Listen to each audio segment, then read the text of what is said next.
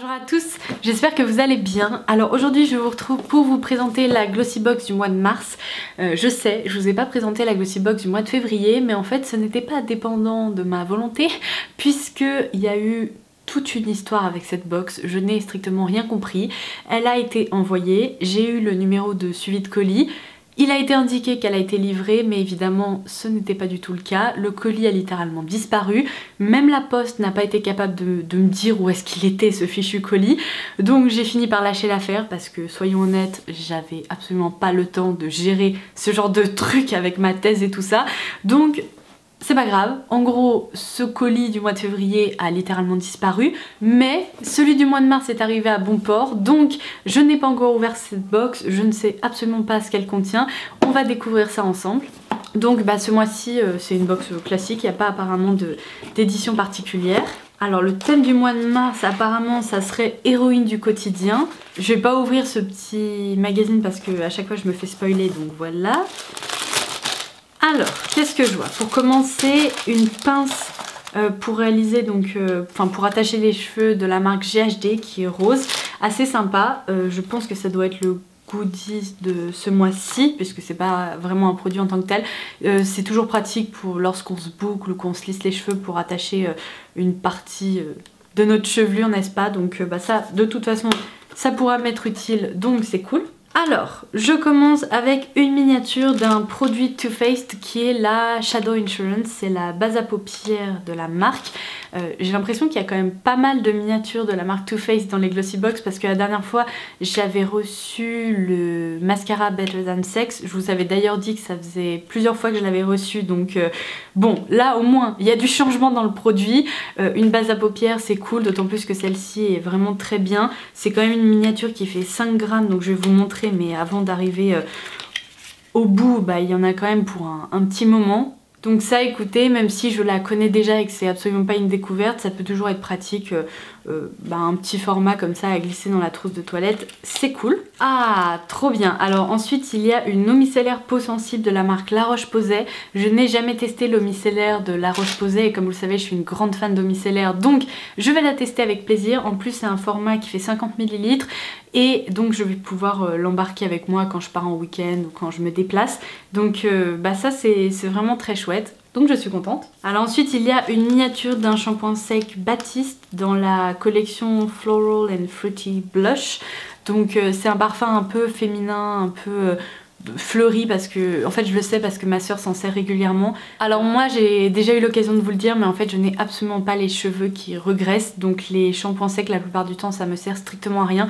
Quand je me sers de shampoing sec c'est plus pour apporter de la texture en fait à mes cheveux, pour réaliser des tresses ou ce genre de choses. Après le problème avec Baptiste, je trouve que ça laisse vraiment un résidu blanc sur les cheveux, et j'ai beau brosser les cheveux, je trouve que ça donne un aspect un peu... Je me suis roulée dans la poussière, enfin c'est très très étrange. Je trouve qu'il y a d'autres shampoings secs qui sont bien meilleurs que ceux-là. Après c'est vrai que ils sont pas hyper chers il me semble, ils se trouvent en grande surface et tout, donc c'est probablement pour ça qu'ils sont très populaires, parce que c'est quand même... Enfin ce sont pas des produits qui sont nuls, mais en tout cas pour moi qui ne vois pas trop l'utilité dans les shampoings secs vu que ça correspond pas à mon type de cheveux, je pense que je m'en servirai pas. Et donc je pense que je vais donner cette miniature à ma petite soeur qui sera ravie et qui pourra s'en servir. Ah, trop bien! Alors ensuite j'ai trouvé un vernis Marionneau dans ma box. Je vous ai déjà parlé des milliards de fois de ces vernis Marionneau. Je trouve que franchement en termes de vernis à petit prix, ils sont vraiment excellents.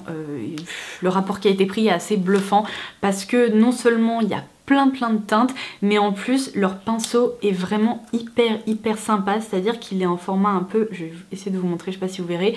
Ouais, vous n'allez pas voir grand chose. En gros c'est vraiment un format un peu langue de chat, c'est un pinceau qui est un peu plat mais en même temps un peu plus large que d'autres qu'on peut trouver dans d'autres marques, et donc en disons 2 ou 3 coups de pinceau on peut recouvrir un ongle sans problème et parfaitement tracer vous savez le rebord de l'ongle, la cuticule et tout. Donc là moi j'ai reçu la teinte Beige et Moi qui est un beige qui m'a l'air assez neutre finalement, donc je pense que ça va être un joli nude à porter au quotidien. Je suis très contente, je le porterai avec plaisir, et donc il rejoint ma collection de vernis Marionneau. Alors ensuite dans ma box je trouve un échantillon de la crème d'eau thermale Hydréane de La Roche-Posay. Ce genre de format, c'est vraiment histoire de découvrir en 1 ou 2 applications une crème. Je trouve que c'est pas ultra pratique parce que au final, si on en a pour 2 applications lorsqu'on part en week-end, c'est pas suffisant. Mais pour peu qu'on ait plusieurs échantillons comme ça, bon, ça peut être très pratique, c'est sûr. Je connais pas trop cette crème, ou alors peut-être je m'en suis servi une fois, mais quand j'étais ado, enfin je m'en souviens même plus.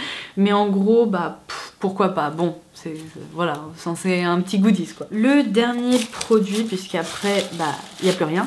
C'est un masque en tissu pour le visage, coup de fouet anti-fatigue de la marque. Oh non, ça recommence. Encore une marque imprononçable. Ayasei. Je ne sais pas. Donc beauté à effet immédiat. Nanana. Apparemment c'est adapté à tous les types de peau et c'est pour obtenir un teint éclatant et une mine radieuse. Bon bah écoutez, c'est une marque que je connais pas du tout, je sais pas d'où ça vient. Ah bah, c'est une marque française, apparemment qui vient de La Rochelle, mais apparemment ce produit est fabriqué en Corée, comme beaucoup de masques en tissu d'ailleurs. Donc bah écoutez, je sais pas trop comment ça se présente. Ah bah voilà, comme ça. En fait on a un petit packaging qu'on ouvre et on a le masque en tissu juste ici. Bah je connaissais pas, mais moi les masques en tissu j'aime beaucoup. Je trouve que ça permet vraiment de donner un coup de boost à la peau, de réhydrater en profondeur et tout ça. Donc bah je testerai ça avec plaisir. En plus c'est une marque française, donc je vais aller sur leur site parce que j'en ai jamais entendu parler. Donc je vais aller voir ça. Je sais pas s'ils sont spécialisés dans les masques ou s'ils font d'autres choses, mais évidemment j'arrive plus à refermer le truc. Tout va bien, tout va bien. Ah voilà. Si, bah ma foi la box était pas mal du tout.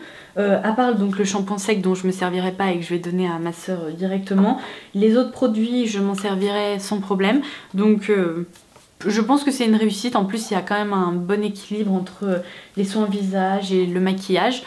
Donc je pense que c'est tout ce qu'on demande, c'est cool, j'ai bien aimé cette box. Donc voilà, je vais m'arrêter de parler et je vais vous souhaiter une très bonne journée ou soirée suivant quand est-ce que vous regardez cette vidéo. Je vous embrasse très fort et je vous dis à très vite.